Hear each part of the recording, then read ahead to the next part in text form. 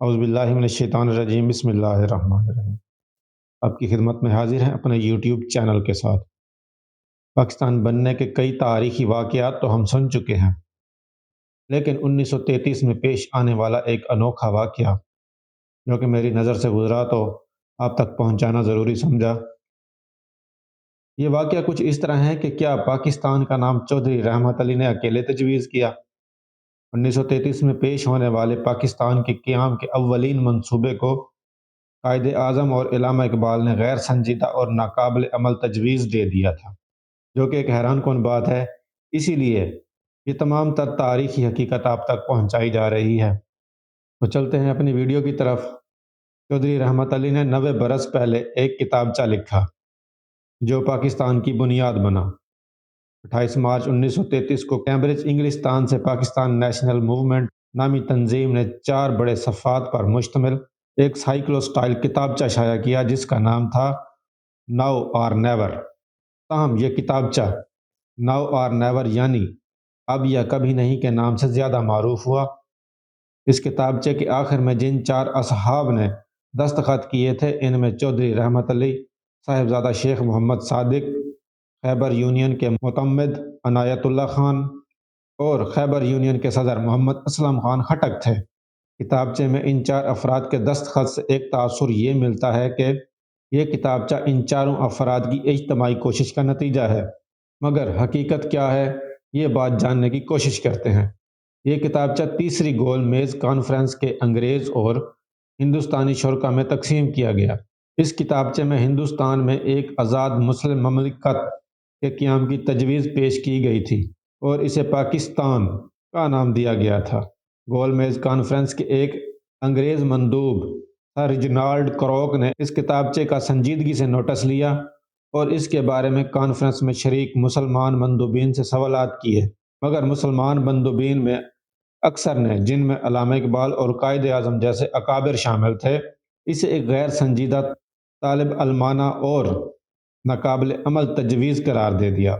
Conference کے مسلمان مندوبین میں عبداللہ یوسف علی نے بھی اسے ایک طالب علمانہ تجویز قرار دے دیا اور سر ظفر اللہ خان جو بعد میں پاکستان کے وزیر خارجہ بنے اسے ایک قیاسی، ناقابل عمل اور بے بنیاد تجویز قرار دے دیا اور کہا کہ اس تجویز میں کوئی بات قابل غور نہیں۔ ڈاکٹر خلیفہ شجاع الدین نے کہا کہ اب تک کسی نمائندہ فرد یا تنظیم نے ایسی کسی سکیم پر غور نہیں کیا، نہ اسے درخواست سمجھا جائے۔ 1980 کی دہائی میں جسٹس جاوید اقبال نے بتایا کہ قائد اعظم چودھری رحمت علی کی سکیم کو ایک ایسی اناڑی کی سکیم سمجھتے تھے جو تاش کے پتے میں رکھنے کی بجائے سب کو دکھا دے۔ مشہور مورخ خورشید کمال، جسے کے نام سے جانا جاتا ہے، نے چودھری رحمت علی کے سوانح حیات میں قیاس کیا کہ چودھری رحمت علی اس کتابچے کا عنوان 19ویں صدی کے یہودی سیاسی مفکر لیون پینسکر کی کتاب سے اخذ کیا تھا جو 1882 میں شائع ہوئی تھی۔ اس میں لیون پینسکر نے لکھا تھا کہ اب ہمارا رہبر فکرہ ناؤ اور نیور ہوگا۔ کے عزیز مزید لکھتے ہیں کہ تاؤ اور نیوز کا پورا مسودہ چودھری رحمت علی نے تن تنہا تحریر کیا تھا، لیکن اسے ایک نمائندہ حاصل دینے کے لیے انہوں نے اپنے ارد گرد ایسے لوگوں کی تلاش شروع کی جو اس پمفلٹ پر ان کے ساتھ دستخط کریں۔ یہ تلاش آسان ثابت نہ ہوئی کیونکہ ہندوستانیت کی گرفت پر برطانوی یونیورسٹی میں زیر تعلیم نوجوانوں پر اس قدر مضبوط تھی کہ انہیں 3 ماہ سے زیادہ عرصے کی تلاش کے بعد لندن میں صرف 3 نوجوان ملے، اور یہ ایسے نوجوان تھے اس پمفلٹ کو پڑھنے اور اس پر بحث و مباحثہ کرنے کے بعد اس پر دستخط کرنے اور اس بارے میں اپنے تعاون کی پیشکش کی۔ ان نوجوانوں کے نام محمد اسلم خان، شیخ محمد صادق، عنایت اللہ خان تھے۔ ان دستخط کرنے والوں میں کوئی بھی کیمبرج کا طالب علم نہ تھا۔ محمد اسلم خان آکسفورڈ میں تھے، صاحبزادہ شیخ محمد صادق بیرسٹری کے تعلیم حاصل کر رہے تھے اور لندن میں کسی انز آف کورٹ کے طالب علم تھے، جبکہ خان عنایت اللہ خان انگلینڈ کے کسی ویٹرنری کالج میں طالب علم تھے۔ اسلم خٹک اس پمفلٹ پر خود خیبر یونین کے صدر کی حیثیت سے دستخط کیا اور عنایت اللہ خان نے اس یونین کے سیکرٹری کی حیثیت میں۔ کہ عزیز نے ان دستخط کنندگان کا تعارف اس طرح کرایا کہ ہمیں صاحبزادہ محمد صادق کے بارے میں کسی قسم کا کوئی علم نہیں۔ کچھ لوگ کہتے ہیں کہ وہ جوناگڑھ ریاست کے حکمران خاندان سے تعلق رکھتے تھے۔ اسلم خٹک کا تعلق شمالی مغربی سرحدی صوبے سے تھا اور وہ آکسفورڈ یونیورسٹی میں گریجویشن کے طالب علم تھے۔ عنایت اللہ خان کے بارے میں رحمت علی نے 1947 میں بتایا کہ وہ کسی ویٹرنری کالج میں نہ تھے بلکہ انجینئرنگ کے ادارے میں تھے۔ رحمت علی نے یہ بتایا کہ ان طلباء کا کام صرف اس اعلان پر دستخط کرنے تک محدود رہا۔ بعد ازاں انہوں نے پاکستان کا نام رکھنے یا پاکستان کے تصور کی تشہیر میں کوئی کردار ادا نہیں کیا۔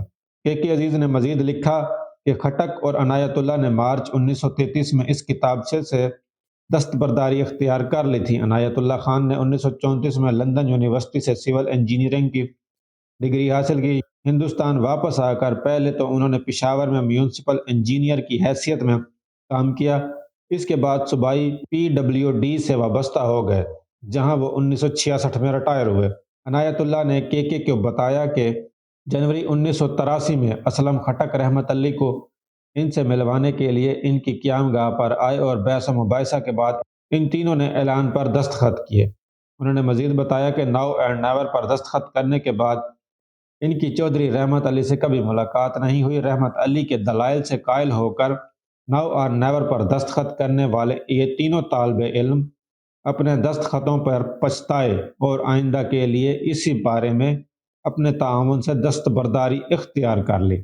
کہ عزیز لکھتے ہیں کہ ایسا معلوم ہوتا ہے کہ طلبہ نے رحمت علی کے نہایت مضبوط دلائل کے تحت ان کی باروب شخصیت سے متاثر ہو کر دستخط تو کر دیے، اب انہوں نے اس بارے میں دوبارہ غور کیا اور اپنے دستخطوں سے دستبرداری کا فیصلہ کر لیا۔ 17 مارچ 1933 کو اسلم خٹک نے رحمت علی کو ایک خط لکھا جو نیشنل میوزیم کراچی میں محفوظ ہے۔ اس خط میں انہوں نے لکھا کہ میں یہ کہنے کی معذرت چاہتا ہوں کہ آج خیبر یونین کی انتظامیہ نے آپ کے اعلان سے اپنی لا تعلقی کا فیصلہ کیا ہے۔ اس خط میں اسلم خٹک نے مزید تحریر کیا کہ خیبر یونین کے صدر کی حیثیت سے میں یہ بتانے کی خواہش رکھتا ہوں کہ اس یونین کا ناؤ اور نیور کے عنوان کے تحت چھپنے والے پمفلٹ سے کوئی تعلق نہیں۔ خیبر یونین کے صدر اور سیکرٹری نے اس پمفلٹ پر دستخط اپنی ذاتی حیثیت میں کیے تاکہ خیبر یونین کے نمائندوں کی حیثیت میں، جو مکمل طور پر ایک سماجی تنظیم ہے اور اس کا کسی قسم کی سیاسی سرگرمیوں سے کوئی تعلق نہیں ہے۔ کہ عزیز لکھتے ہیں کہ اس بات میں کسی قسم کا کوئی شک و شبہ کی گنجائش نہیں رہتی کہ اس اعلان کے مصنف صرف اور صرف رحمت علی تھے، لیکن اس کے نیچے 4 دستخطوں نے اس بات کو مستقل طور پر ذہنوں میں ڈال دیا کہ یہ تصور مسلم طلبہ کے ایک گروہ کا تھا۔ چودھری رحمت علی نے 3 فروری 1951 کو وفات پائی، جبکہ اسلم خٹک کا انتقال 10 اکتوبر 2008 کو ہوا۔ وہ سول سروس اور آل انڈیا ریڈیو سے بھی وابستہ رہے۔ افغانستان اور ایران میں سفارتکار کے طور پر بھی خدمات انجام دیتے رہے۔